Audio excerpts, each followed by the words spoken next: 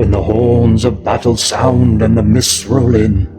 For many, courage may fail and ordinary folk scatter and seek shelter, but a knight rides forth. Here glory and honor are measured not by words but by deeds. The knight stands between the darkness and the light.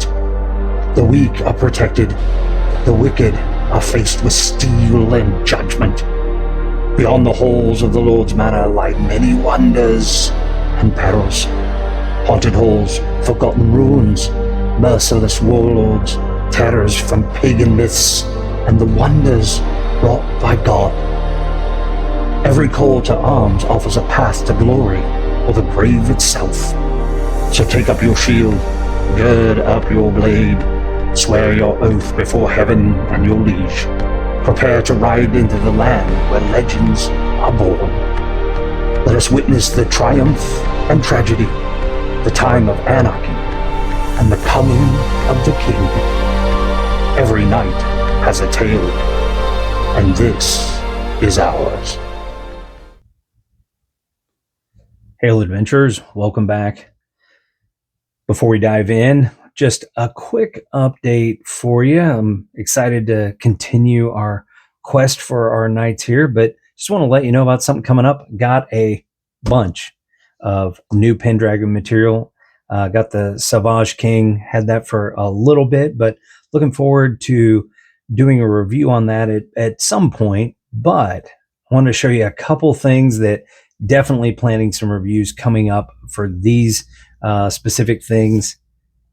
Didn't even know this was going to be there, but when I went to Gen Con, the Boy King was out and available. This was an instant buy, had to pick this up, so going to be doing a review on this here pretty soon. But the thing it was my number one thing I wanted on my list to try and pick up at Gen Con, the Noble's Handbook. It was out, they had it available. I got to meet Brian Holland at the Chaosium booth, say hi to him and talk a little bit, and got to pick up the Noble's Handbook. This is probably going to be the priority. Going to be reviewing this one real soon, so be looking out for that. Probably coming up in about a week or so. That's it. That's the only update I've got for you now. Just some reviews to be looking out for. But with that, let's get to the recap. So, as we started, we have our two brand new knights. We have Elias Fitzgerald and his friend Beryl, two brand new young knights. Given their very first assignment, a peasant has come in to the city of Kalny, a pretty good-sized town here. It's noted as a large town. This is, by the way, this is the map out of the Savage King book. Love this inset, just a great detailed map here. And so this is going to give us at least our basis for our Pendragon. And so we started here in Kalny, and the villager comes in and lets Abelin, the Lord, know that there's a force, a creature. It's been described as potentially like a boar or something that's terrorizing their village. It's attacked people. It has torn crops apart and generally is terrorizing them. And so that was the quest our two knights were given. And they began down the road here, turned off the road to begin heading deeper into the woods, out towards where the village is. The village has sworn its fealty to Lord Abelin if they will just be spared this menace. So he sent his knights out, and they were making their way through. They were beset by bandits and able to fend them off, defeat them, and actually capture one and hand him over for justice, passing through a small village and eventually making their way up into the river into this area. And so that's about where we stopped last time. Our two knights had settled in, started asking a few questions, but that's where we're going to pick up as they begin their search in the area and trying to find out what is behind these alleged attacks. And so that's where we're going to begin. So let's get started and let's get to the table. So as morning dawns, Beryl has retrieved his axe. It has been repaired. It was the haft broken in the battle with the bandits, and they're going to begin scouting around. And so they ask Reeve Jeremy, where is where's the place this creature last attacked? And he points his way out to a farmstead that's close by the river, and he says he's going to have one of the woodsmen kind of be their escort, someone who will know the area. He has some farming and things to do and can't spare himself, but he's going to have one of the woodsmen actually show them around and help them. So we're going to need a name for that guy. Let's get our name generator out over here. There we go. Just put one of my bookmarks on this page, clearly. Okay, so that's going to be 14, 6, 1, 2, 3, 4, 5, 6, 7. Maurice. Maurice is the woodsman, so we're going to make a note of that.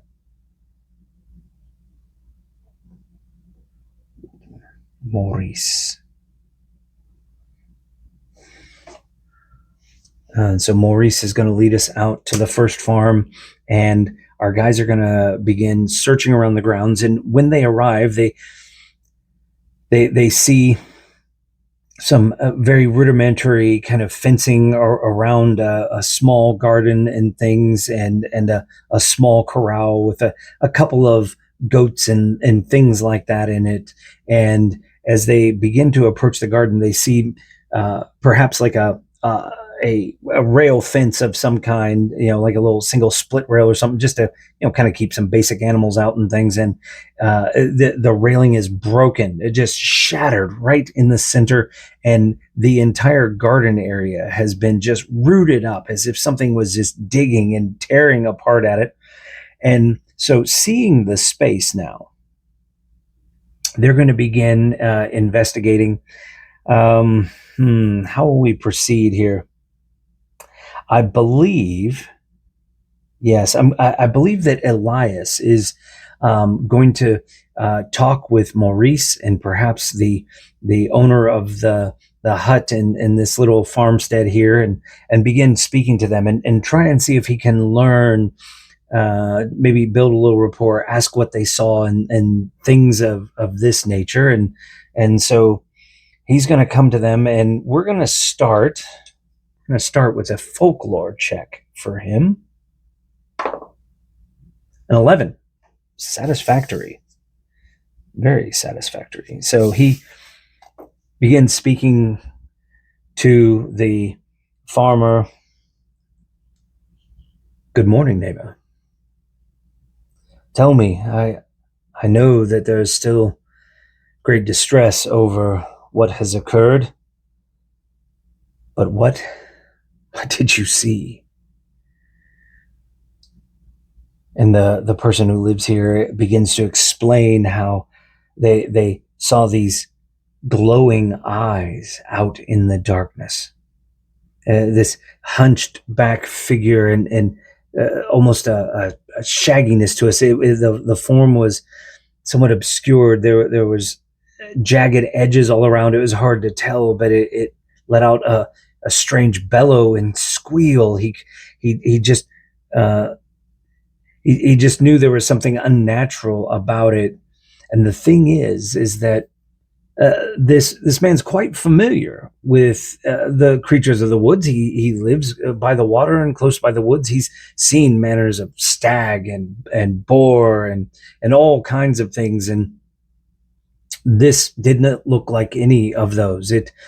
It was bigger than any boar he had seen. It sounded familiar, but somehow unearthly. And Elias remembers that Beryl had the feeling that perhaps this may be some kind of fey creature, maybe. So it has a semblance of something, but it's not quite the same.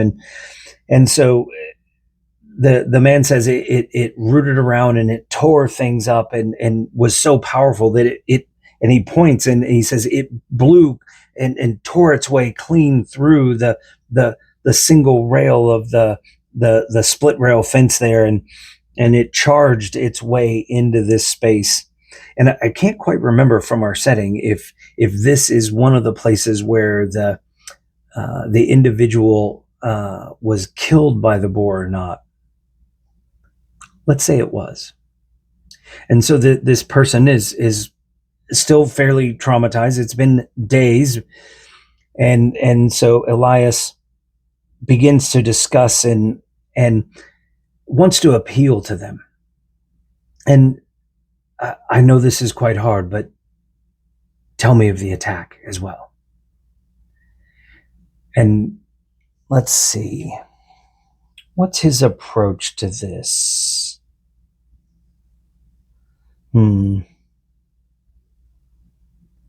He's going to be very merciful about it. I think he'll approach this from the sense of a sympathy, a kindness, and kind of build that rapport in with them, and just kind of talk with them a little bit. And what he finds out is that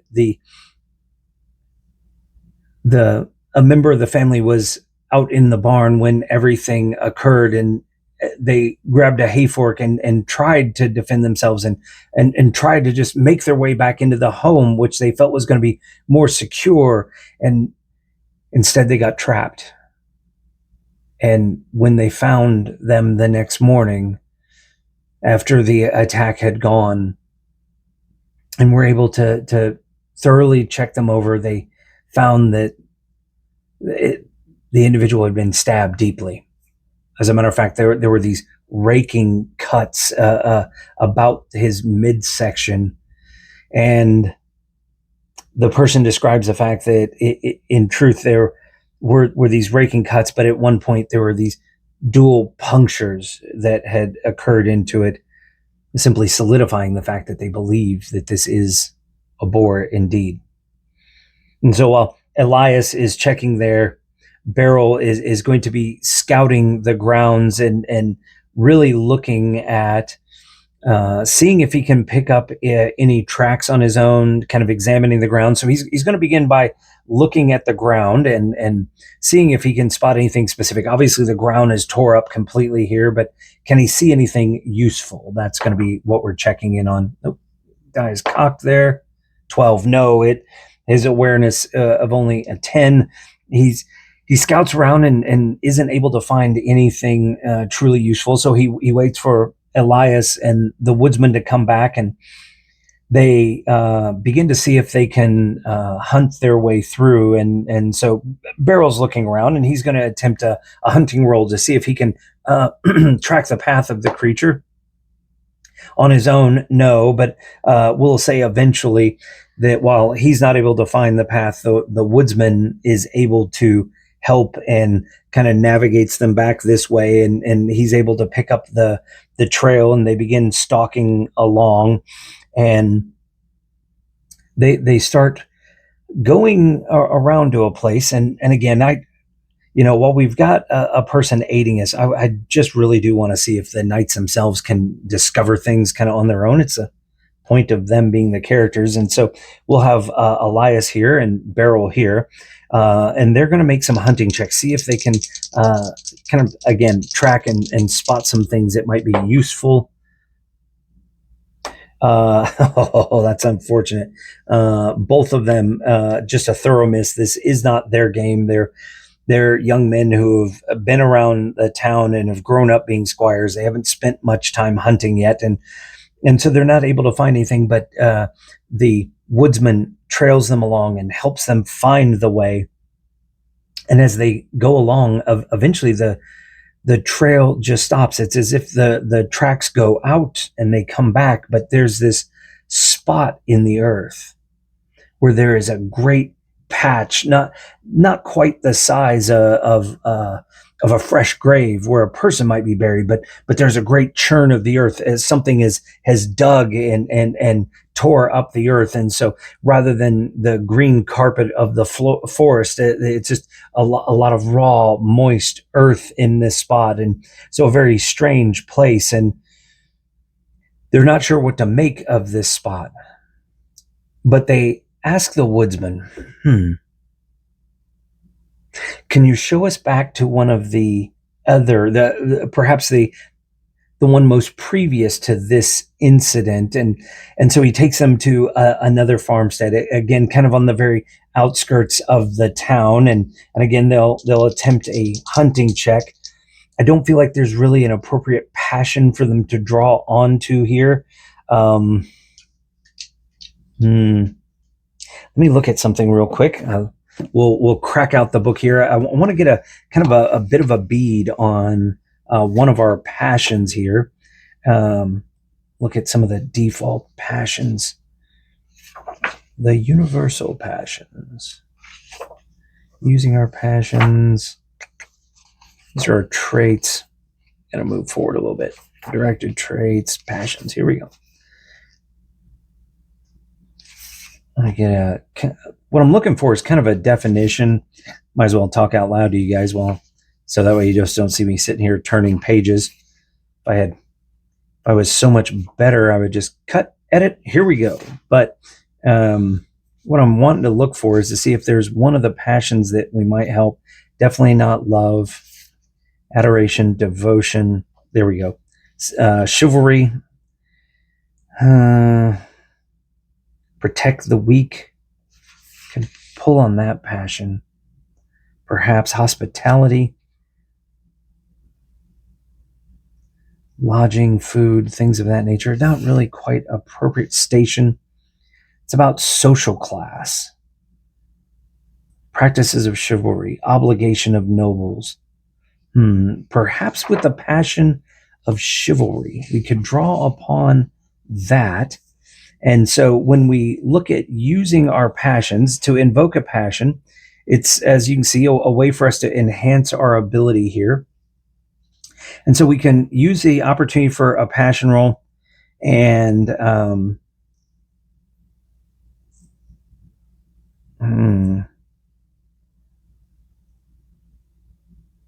okay, I think that's fair. We're going to try chivalry. We really just want to do this so well that Elias is just determined. He needs to figure this out, and it's his duty as a knight. And so he's going to call upon his passion in chivalry to see if it can enhance him in his hunting skill. He does. He succeeds, a 6 under 10. So with that, that's going to give him a +5 to his hunting roll. And so Elias is going to attempt hunting at a 10, and Beryl with his 8. Cocked over here. So close. Beryl absolutely fumbles. He's just lost in the woods and just fumbling around. This isn't really his thing. Elias is feeling like he's starting to get some understanding. But as they're going along, again, the woodsman is able to kind of find the tracks. They're far more difficult to find through here, but they begin trailing their way along. And eventually they find their way to a spot in the ground where, again, there's this churned up space of earth. And I'm going to give them one last kind of, this time, an awareness check to see if they can discover some things in the area here. Both of them succeed.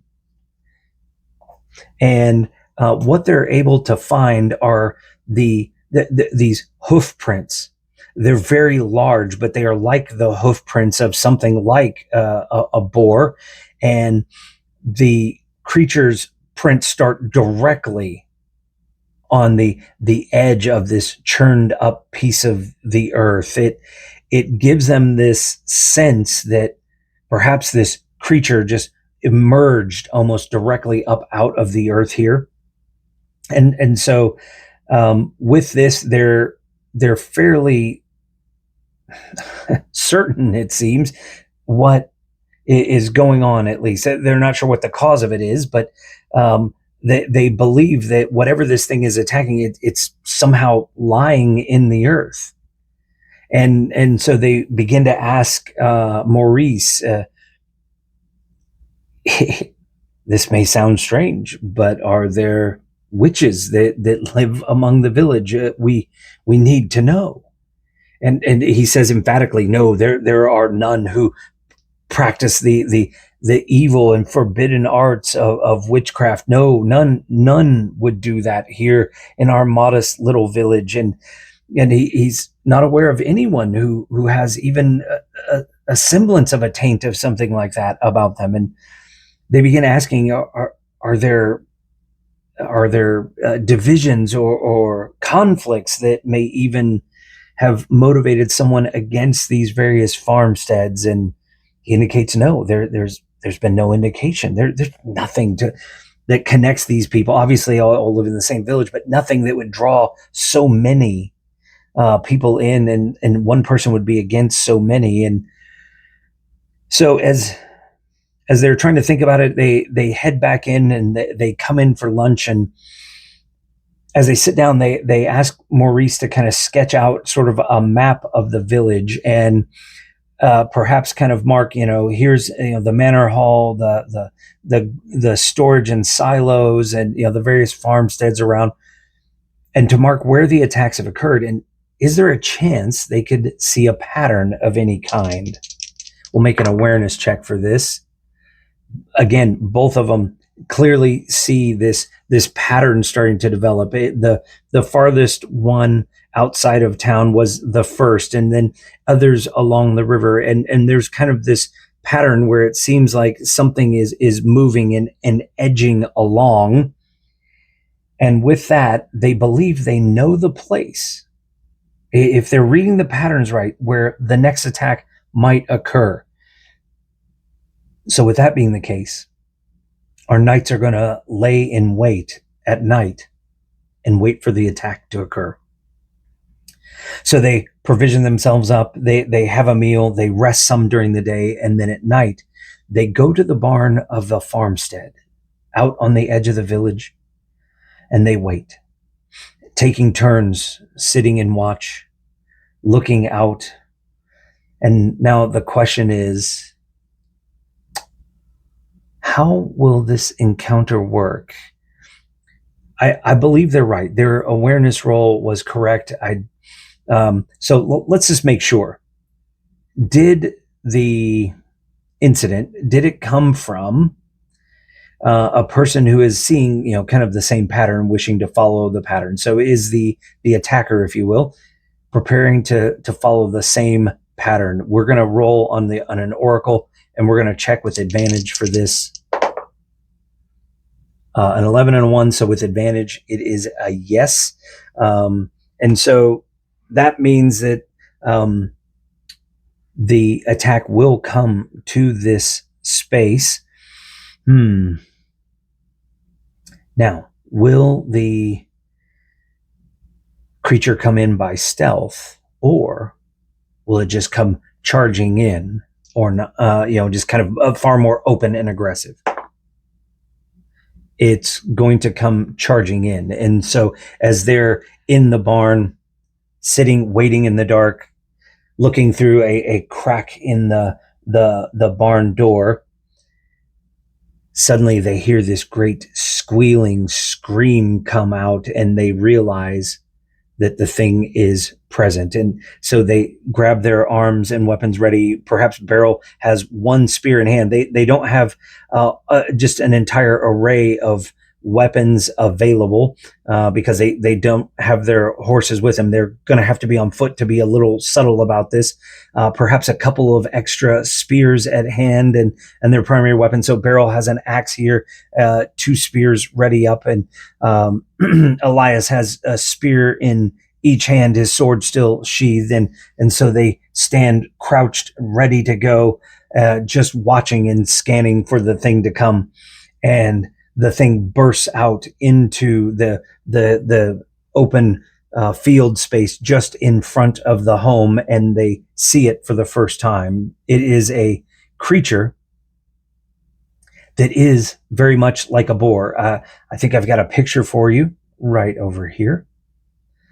And so this creature comes out, but it's somehow it's like an amalgamation of a boar, but the very elements of the earth woven together, and the creature stands on all fours, the hunched back, the sharp tusk, the glowing eyes as it approaches them, and it begins to tear into the fields. And so what I've done for this, I've taken the stats for a boar and I've created a corrupted boar. And so this gives us the creature that we're going to be fighting here. And so the creature begins charging in. And as it does, the two of them come charging out. They thrust the doors wide open. Beryl takes his axe, thunk, throws it into the ground. The blade just kind of bites right into the soft earth, transfers one spear over, and kind of rears back, ready to launch the other one. Elias comes and thrusts one into the ground, grabs the other, and he stands ready. The boar comes charging into the field, not aware that these two attackers are here, and they throw and heave their weapons away. Again, Elias, Beryl, as they both go with a thrown weapon. Ooh, a 1 for Elias and a 13 for Beryl. For Beryl, that's actually a miss. That would have been a critical hit for Elias. Shame those dice weren't backwards. So Elias heaves the spear. It flies true. It is normally weapon damage, but it's minus a d6 since it is thrown unopposed. And so, yeah, let's see. That's going to be 8, 13, one more. 16 damage. It has an armor of 7, so it's going to take 9 damage. We're just going to make a small note right over there, just keep track. And so the first spear heaves in, and perhaps on its hindquarters, it just kind of bites in and kind of chunks off, and they see pieces actually fly. Strangely, it doesn't bite into meat, but just pieces fly off. And now this creature sees them, and they have drawn its ire, and the boar's eyes flare and flash, and it snorts and squeals, and it begins to charge in. With that, Beryl wrenches the haft of the axe up, grabs it, and prepares to swing forward with the axe. Elias reaches over, grabs his shield, which was up against the barn, draws his sword, and the two of them are preparing to fully engage and attack. The two of them are going to approach from opposite sides, charging in. The boar coming in at the middle between the two. The boar is going to just lunge straight in towards Elias, since perhaps in some mystical supernatural way it knows it. Maybe its attention just turned as it heard the as of effort as they threw, and he saw this one man heave the spear that bit into him, and so now he is angered, and so he charges in towards Elias. And so the creature is going to be at -5 since it is ganged up on.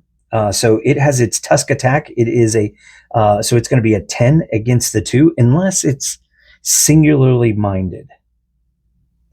So is it trying to defend itself against 2 or singularly minded? I think it's more singularly minded.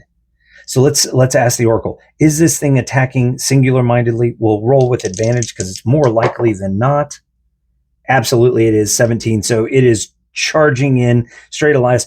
So Beryl is going to have an unopposed attack on this thing, and Elias is going to be facing it one-on-one. And so with that, the two are going to charge in, both of them never having encountered anything like this. They are pulling on their passion for their Lord. They want to impress him. And so both of them, for homage, Avalon, starting at 15, Elias and Beryl. Come on, guys. We need this to happen. Beryl criticals on his passion roll. Elias fails. So now we've got a couple things that have to happen here. So we're going to look here. Critical success for that. He becomes impassioned. And so with an impassioned, he's going to be +10. So that's going to be pretty amazing there for Beryl. So he checks his. He is impassioned, but Elias, whenever we have a failure like that, we go and we make our passion check for dole or sorrow as it comes up. So that passion crisis, we need to re-roll that passion. We want to fail this one if possible. Whoo! That's about the most perfect outcome we could get. So if we would have critically succeeded, we would have fallen into madness. Not great. Success would have gone to melancholy. Not great at all. Failure, which is what we got. We rolled a 19. No effect. So we try to bolster ourselves up, but there's just nothing there. A fumble would have cost us to lose a point of passion. So that's going to get us started there. But we step in to the attack. We're going to start with Beryl because Beryl is attacking unopposed. He's plus 10. And so hafted, he is now a 25. That means his critical threat rate comes all the way down to a 15. So 15 or higher is a critical. He can't miss. 19. And so that is a critical success with his battle axe. And so his battle axe is 46, and it's going to do 4d6 more. He's going to need it this rolling. There's an 8 and 6, so that's 14. So there's the first 4d6. 18 and 6. So there's 24. One more. 26. That is a great roll. 19. So that's 28. That is a huge attack. And so at the moment that happens, Elias and the boar are going to go toe to toe. Elias's die, the boar's die. Both of them are 15s. Sword versus tusk. 18 for the boar. That's a failure. 7 for Elias. So that is a failure and a success. So he gets to do his sword damage. So there's 12 plus 2 more. He's a 5d6. And 7 is 19. 19, so 12 on that. So that's going to be 40. That's more than enough damage to take this out. However, the boar, this corrupted boar, is ferocious. And so it fights one extra round, even though it is going down. And so it is going to do 2 things. Before it fights back, it lets out a bellow. Both of the knights at this screeching bellow have to make a valorous check. If they fail, they will flee and be -5 to their checks. So again, we'll take our 2 knights and their dice. Valorous, they are both 16s. Oh my gosh. Elias makes it. Beryl fails. And so Beryl, with this bellow, he clenches his ear on one side and he recoils back and he begins to struggle backward away, stepping out of the fight for a brief moment. And it's just enough that as this extra round of fighting goes, Elias is now going to fight this thing all by himself. The 2 of them toe to toe again, a pair of 15s coming at each other. Oh no, a fumble, but a failure. Elias comes in with that fumble. This is horrible. So we've got to look in the combat result chart because this is crazy to have 2 of them this bad as a result. So if we fumble, but yet they fail, neither suffers damage, but Elias drops or breaks his weapon. And so Elias, perhaps he goes to strike in and the boar's tusk kind of bites in and it slides between the 2 tusks and it thrashes its head and it pulls his sword clean out of his hand. And the sword flips away in the darkness.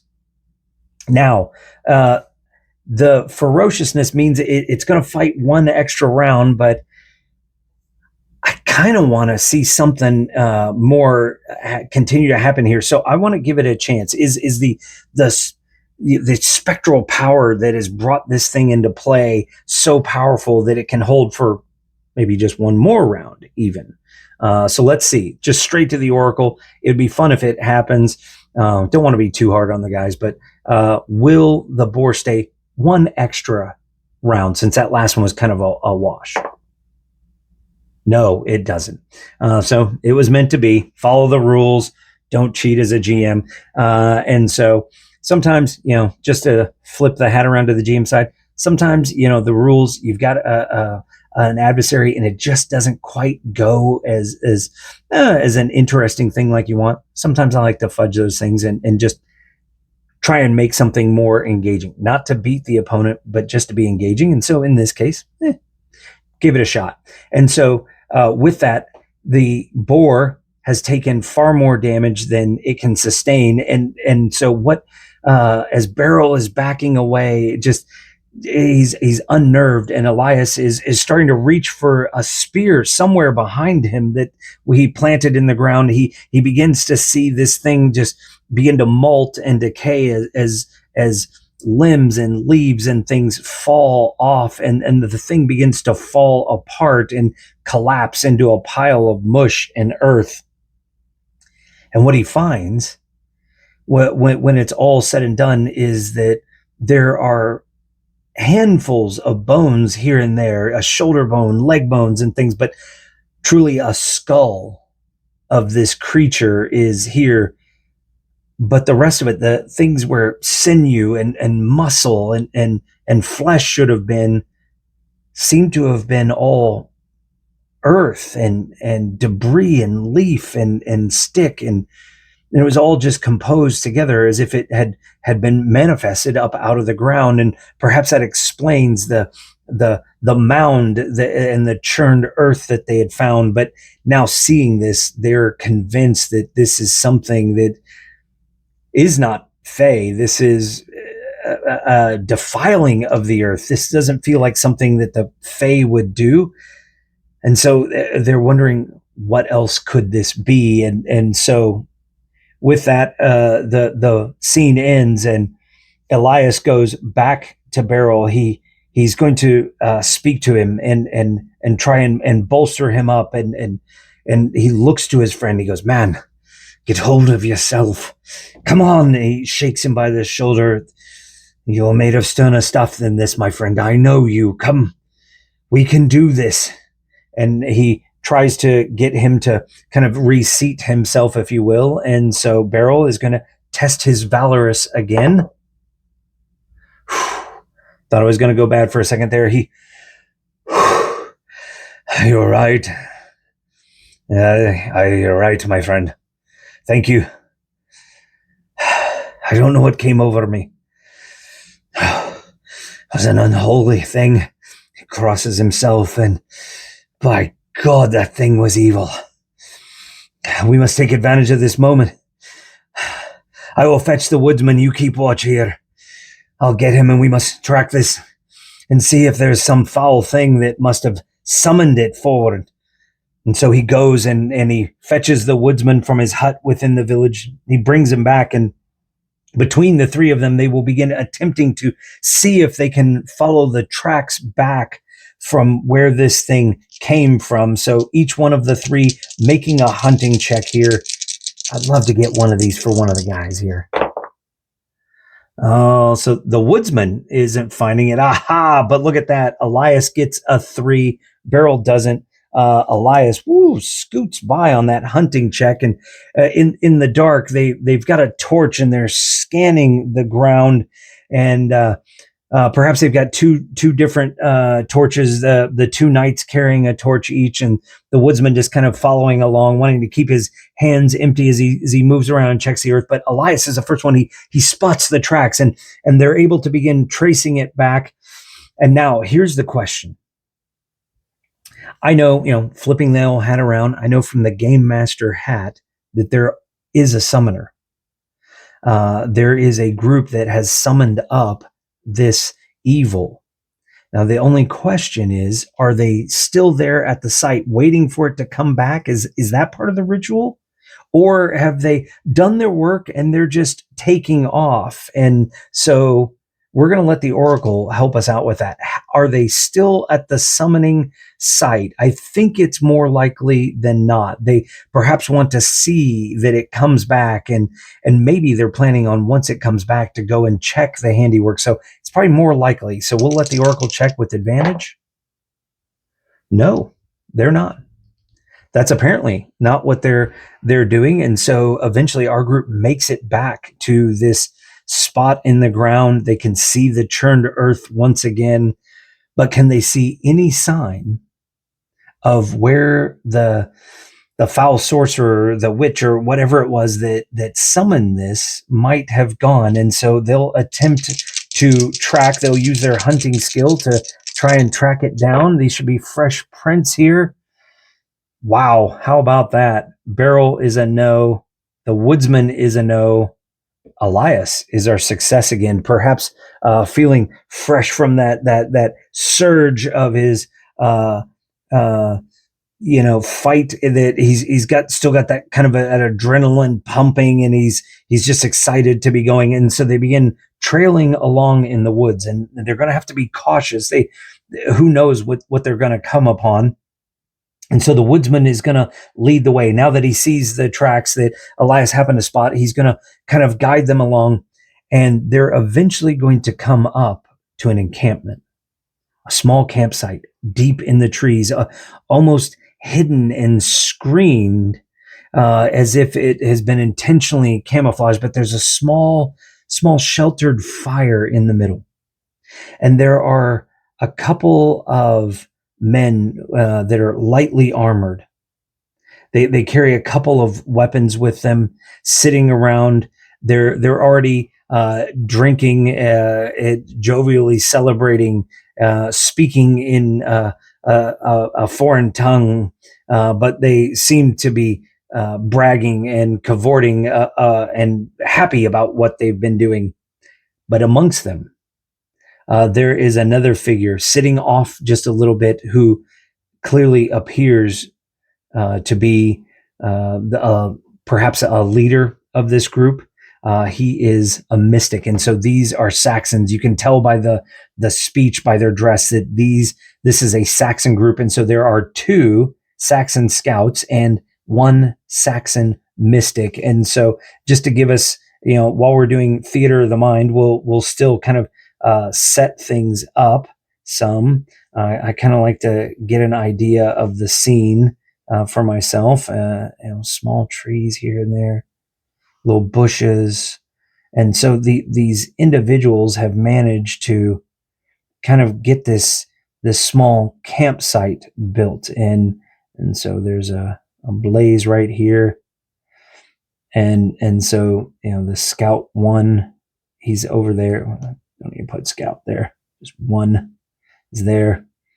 2 is over here.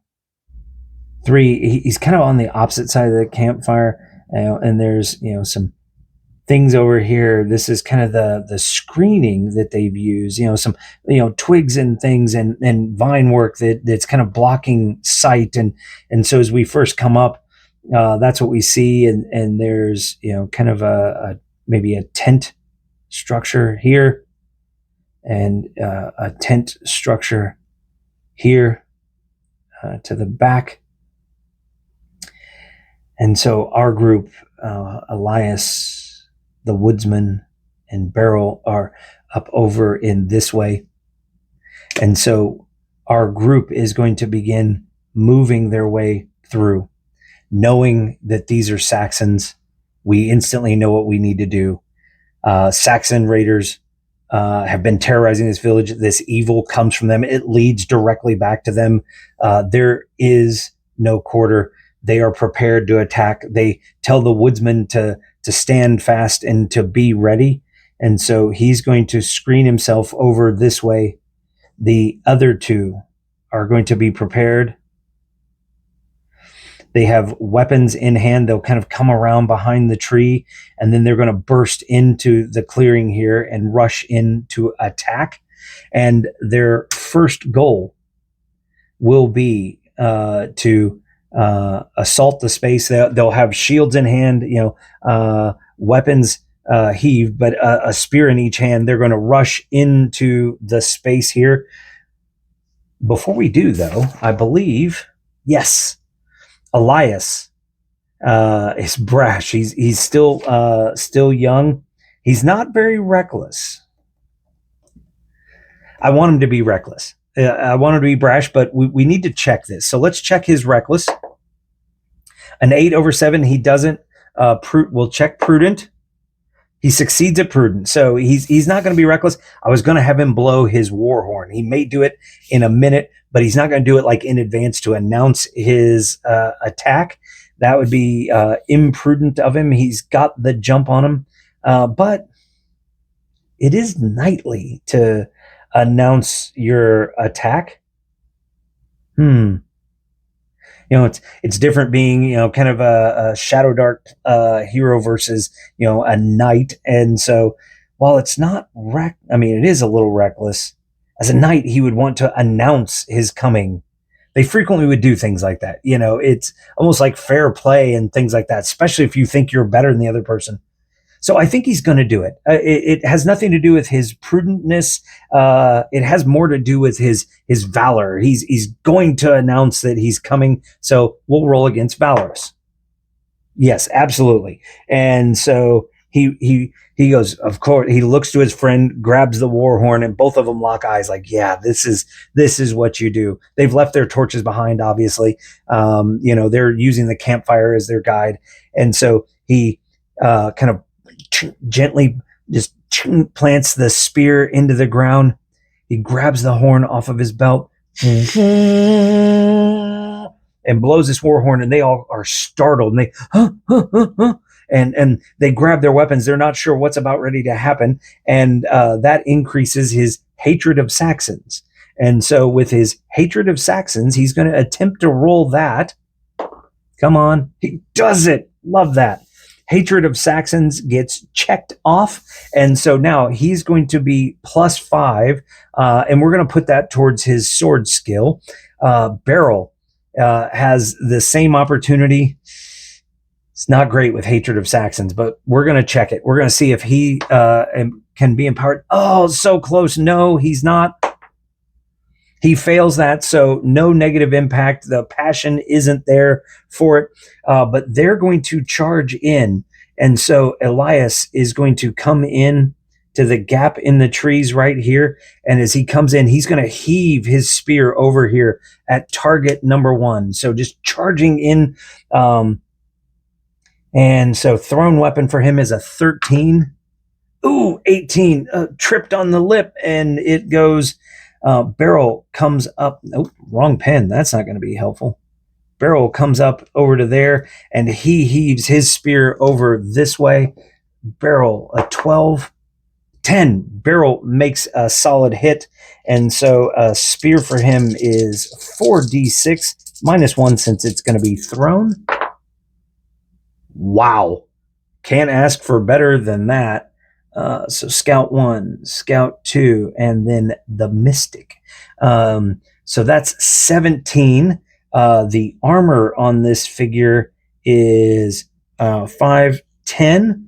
And so his buckler is not going to stop this. So 5 is going to come off of that, off of 17. So 12 is going to fly into this guy. So shunk, significant heavy hit. Major wound is equal to his constitution. So 12, he hits that exactly. And so this hits him square into his shoulder. Perhaps it immobilizes his hand where his buckler would be. So that guy's not going to be able to wield up his buckler and bring it into place. And so they've thrown, and now these two are going to begin charging in. And so the first is going to go here. The second is going to go to there. And they are going to charge and cross the campfire, engage into that space. The Mystic, what does he do? He can summon the undead. He can ward. He can create hexes. So he is going to attempt to create a hex. And so what we'll say is this hex will put a -5 on a figure.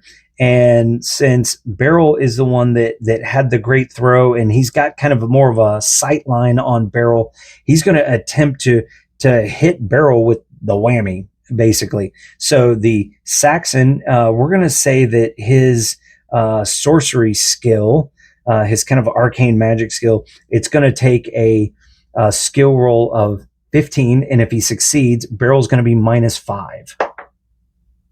He succeeds. So Beryl is hexed. He's -5 because of these fell pagan magics. Elias is got passion +5 with his sword. And so now they're going to face off against these two. Elias versus his Saxon opponent. The Saxon has a weapon skill of 12, doing a 46. We're going to say that he's got an axe. That seems great. So Elias, the Saxon here, but Elias is impassioned with his sword. So he's going to be +5. So with his sword, he is a 20, and the Saxon is just going to be a 12. Come on. Ooh, a 1. Oh no, the Saxon rolls at 12, so that's a critical hit for him. So that's going to be 8d6. He has a partial success, so his so his sword and shield, his shield and armor still work. So there's 11, 13,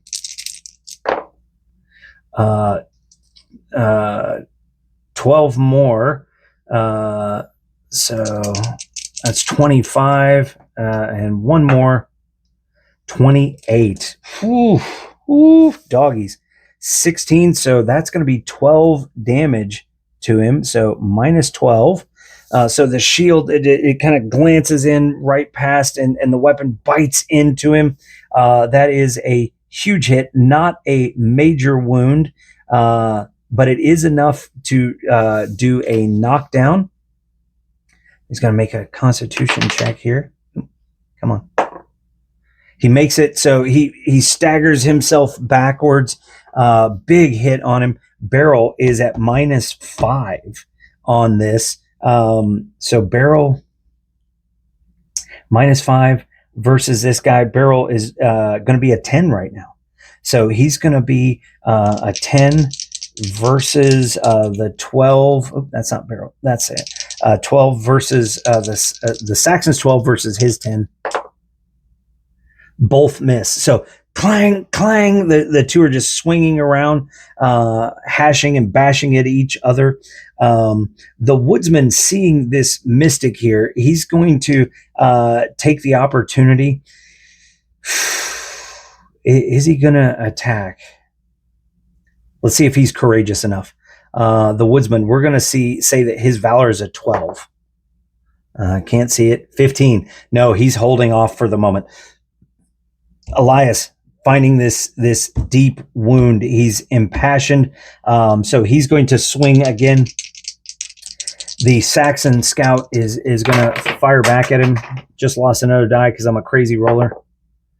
14. The Saxon misses. Elias, unfortunately, he's impassioned, or that would have been a crit, but so he hits. So 5d6 to the Saxon warrior on him.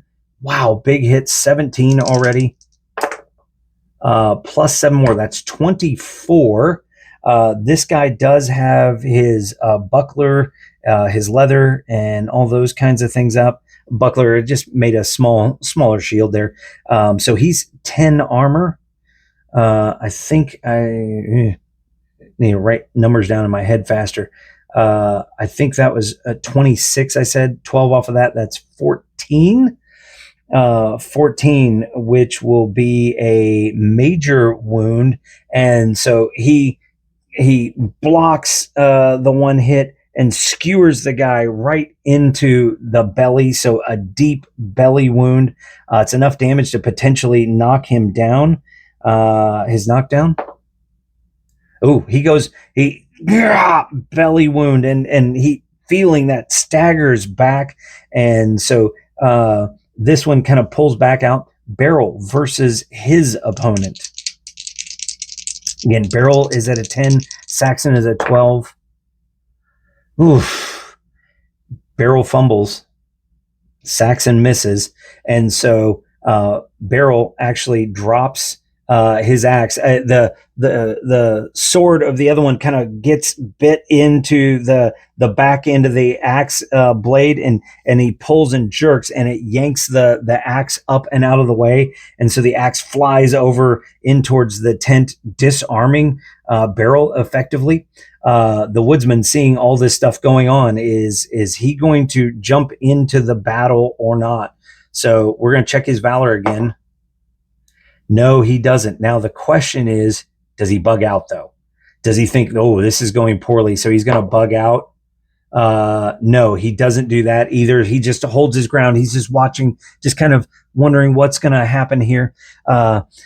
Beryl actually carries on him a Francisca. It's kind of a throwing axe, and he also has a sword.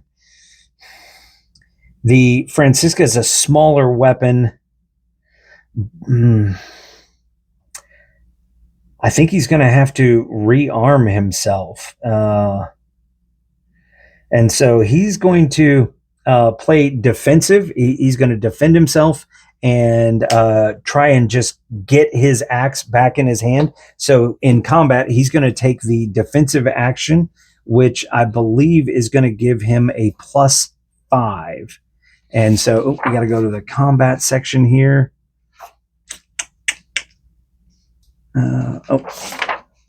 So we are going to defend. So it is weapon skill +10. That's great, versus the opponent's action. So he's going to defend himself and try and, back away, bang, bang, take the hits on his shield as he tries to make his way over and re-grab his axe. So Beryl is normally a 15.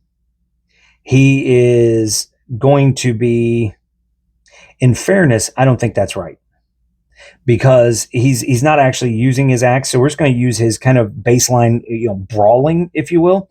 And so he's going to defend with brawling because he's just got his shield. And so he's going to just be banging away with that. He's +10 to that, but he's hex, so he's -5. And so he's going to be a 15 versus the 12. Oh my gosh. He fumbles, and a critical hit again. This is going to go bad real quick. So there's 14, 16,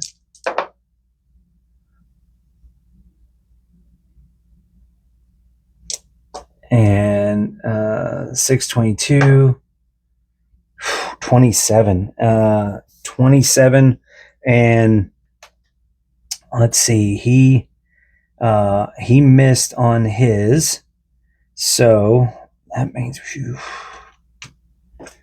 -9, -9. So a big hit, not enough to knock him down. So he's trying to defend himself, but he will get hold of his axe. That was his aim for this round here. Elias going up against his. Elias is impassioned, or he's got his passion roll,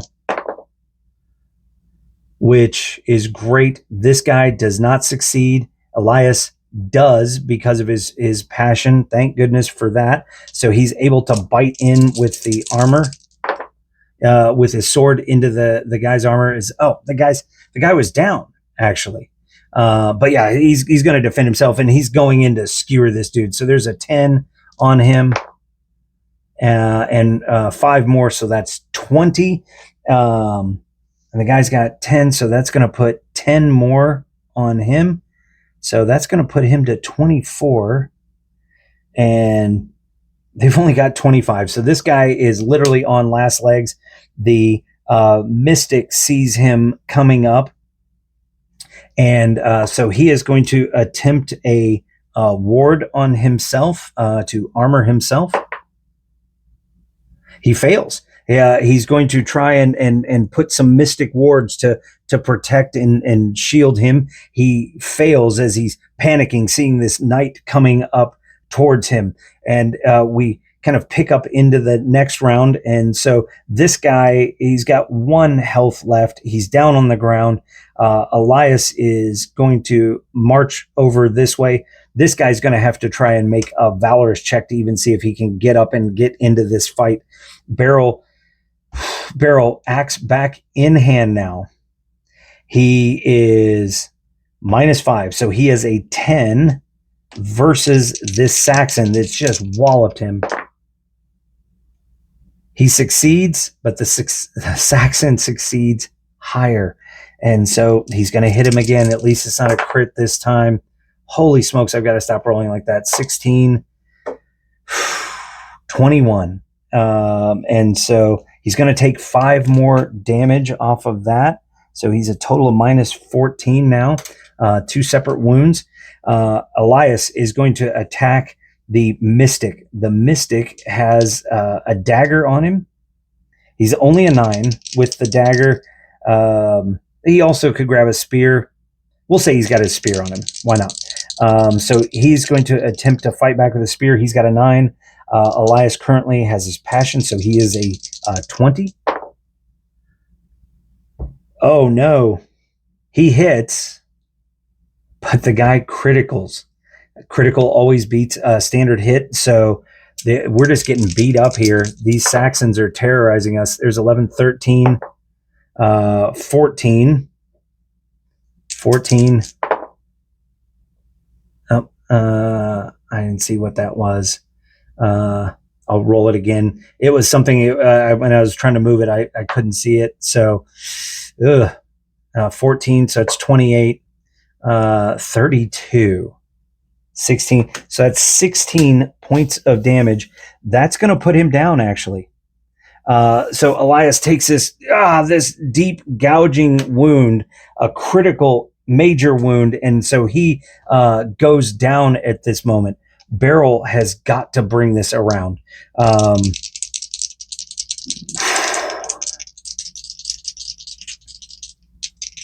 Beryl. What can Beryl do? He's going to call on his devotion to God, and it just begins praying. He needs help in all of this. Oops, I can't check that off yet. Hadn't made the check. Beryl, come on, buddy. You've got to come around. He does. He makes his passion roll. He is now +5, so he is back up to his full 15 against this Saxon Raider. This attack that started so well has gone so bad. He succeeds. Fantastic. 14. He actually comes in with that axe. 4d6. We need really good damage this time. Wish I could have kept that. There's 14. One more. 20 on that guy. We already said he can't use the buckler. He's got that major injury over there. And so he is only 5. So he takes 15 more. So that's going to be 27.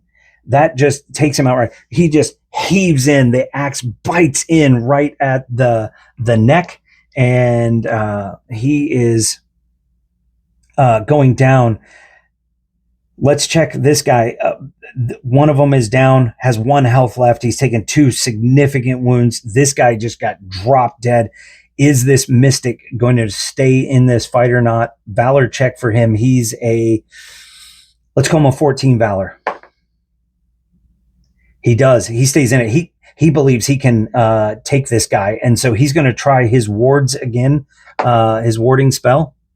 He fails again. He attempts to cast this magic, but Beryl is just stalking towards him. Elias is down, and so who knows what's about ready to happen.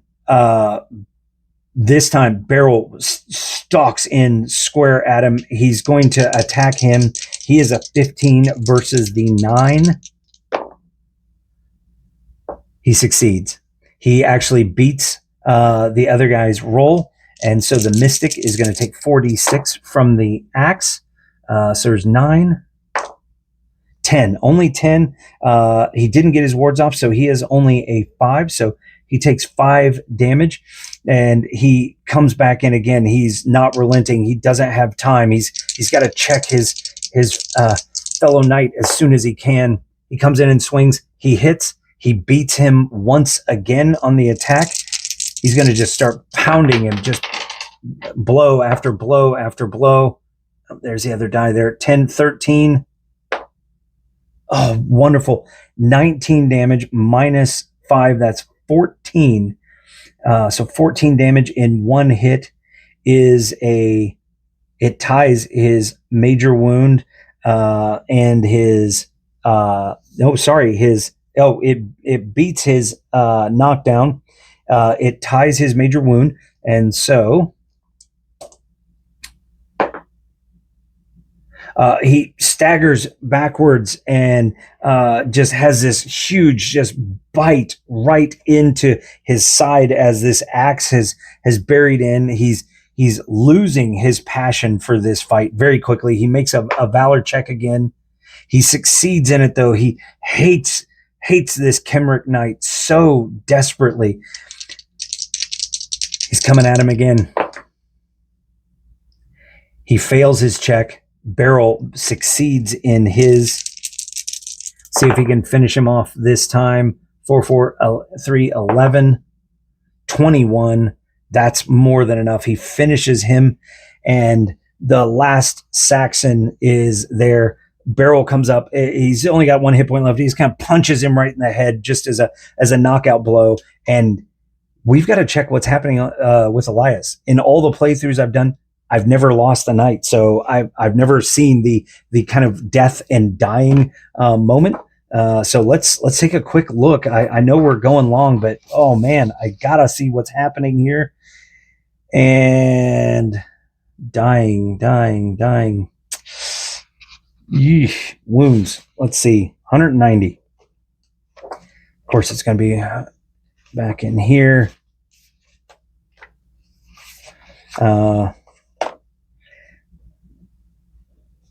So we didn't have this taking damage, major wounds, cold, no. Where is it? I wish I would have looked this up in advance, but I wasn't planning on dying anytime. Okay. If current hit points, the unconscious level, you fall unconscious. They are out of the fight until they receive first aid. If a character's, they are mortally wounded and will die if not quickly rescued. So with that being the case, he's going to be mortally wounded. We're going to figure that out, and we're going to need to do some first aid. And so Beryl is going to appeal to his hospitality, his passion for hospitality. He just really needs to care for this person. It's desperate. He succeeds on his hospitality check. He is going to now attempt first aid +5. It's an 11.